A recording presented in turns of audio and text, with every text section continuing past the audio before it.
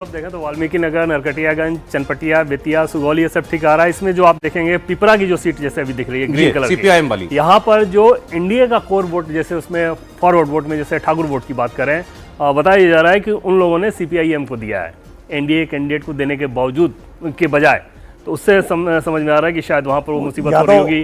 गोविंदगंज की सीट के हिसाब से बात करें तो एलजेपी बहुत सुकून में होगी, क्योंकि यहाँ पर बीजेपी के स्थानीय कार्यकर्ता इस बात को लेकर नाराज थे कि एलजेपी को हमारी सिटिंग सीट क्यों दे दी गई। उन्होंने चुनाव में बहुत सपोर्ट नहीं किया। तो अगर ये रंग बरकरार रह जाता है तो एलजेपी के लिए बहुत राहत वाली बात होगी। अच्छा, 130 से ज्यादा सीटों के रुझान आ चुके हैं। 139 सीटों के ट्रेंड्स जो हैं वो आप इंडिया टीवी की स्क्रीन पर देख रहे हैं। जेडीयू 34 पर, बीजेपी 33 पर आगे, कुल 80 ट्रेंड्स में आगे दिखाई दे रही है। एनडीए की टैली 51 पर महागठबंधन, जिसमें से 35 आरजेडी की अपनी सीटों पर आगे वो चल रही है। 8 पर अब कांग्रेस पार्टी आगे हो गई, थोड़े रफ्तार पकड़ी कांग्रेस ने भी, और लेफ्ट 6 सीटों पर आगे चल रही है। वीआईपी 1 पर, जन स्वराज 4 पर, एआईएमएम की तीसरी सीट भी आ गई है आज, इस पर वो आगे। ये भी इंटरेस्टिंग है, देखना होगा। मतलब असदुद्दीन ओवैसी का जो लगाया जोर है वो अभी तक तो काम करता हुआ हमें दिखाई दे रहा है। गौरव और राम की सीट बीजेपी आगे, जहां फ्रेंडली फाइट थी, ऐसी 12 सीटें हैं यहाँ पे कलर के हिसाब से सौरभ स्टार्ट करें वहां से, तो कदवा बलरामपुर ये एक्सपेक्टेड लाइन पे नजर आ रहा है इसका रंग। और प्राणपुर एनडीए मान के चल रही है कि वो जीतेगी, बीजेपी के जीतेंगे यहाँ पे। बरारी फिर बीजेपी मान के चल रही है यहाँ पे जीतेंगे। कटिहार तो कलर ठीक नजर आ रहा है। कस्बा की अगर बात कर लें तो वो कलर ठीक लग रहा है। बनमन की बीजेपी का स्ट्रांग होल्ड है, वहाँ पे जीतेगी। धमदाहा की सीट का अभी जो रंग है वो थोड़ा सरप्राइज है।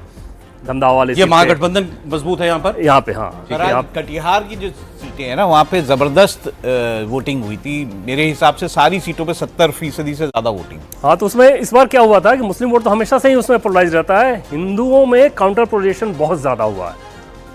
चाहे कटिहार की बात कर लें, किशनगंज की बात कर लें, सहरसा में सौरभ देखिए ये दिलचस्प है कि आईआईपी यानी कि जो पान तांती वाला कम्युनिटी है ना, हाँ ये इंटरेस्टिंग वो है। लगभग 35 से 40 हजार वोट है यहाँ पे सहरसा में। वो पहले इंडिया के वोटर हुआ करते थे, इस बार उन्होंने पाला बदला क्योंकि उनके कम्युनिटी के व्यक्ति थे।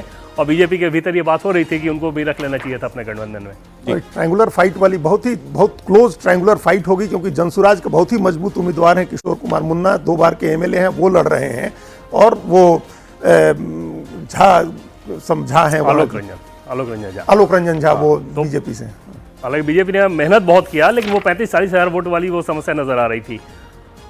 इसके अलावा बिहारीगंज, आलमनगर, सोनबरसा ये एकदम एक्सपेक्टेड लाइन पर नजर आ रहा है। महिसी एक्सपेक्टेड लाइन में नजर आ रहा है। गौरम बराम बीजेपी, हालांकि पिछली बार वीआईपी जीती थी एनडीए गठबंधन के तहत, इस बार फिर से वो एक्सपेक्टेड लाइन पे है। दरभंगा ग्रामीण आरजेडी, यहाँ पे आरजेडी के उम्मीदवार बहुत मजबूत हैं। Darbhanga proper BJP, Gaighat RJD, एक वीआईपी की सीट और आई की सीट दिख रही है। बहुत दिलचस्प सीट है। बीणा देवी जो एमपी है वैशाली से, उनकी बेटी लड़ रही है कोमल सिंह। बड़े लड़ाई झगड़े के बाद वो सीट गई है गायघाट पे। दिनेश सिंह और बीणा देवी उनकी बेटी है। उसमें वहां पे फिर एनडीए कार्यकर्ताओं के भीतर बहुत नाराजगी थी। गोपालगंज की देखिए 6 सीटों में 3 ट्रेंड्स आए, तीनों जेडीयू के पक्ष में।